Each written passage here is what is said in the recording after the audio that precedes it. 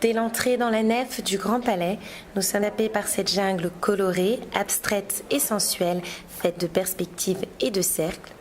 Daniel Buren a choisi de transformer cet espace vide pour mieux nous faire découvrir son architecture. Je travaille toujours par rapport à un lieu, donc d'un lieu à un autre, mon travail se transforme, change pour essayer de répondre au lieu, pas forcément s'y adapter, mais répondre.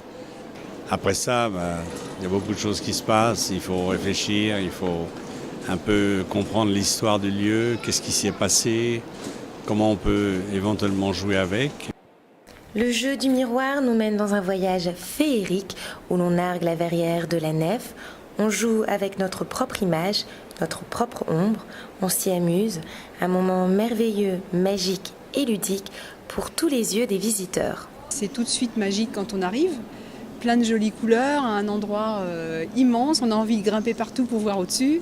C'est assez magique comme endroit. Il y a beaucoup de couleurs, beaucoup de lumière, c'est très ludique, très divertissant pour les yeux.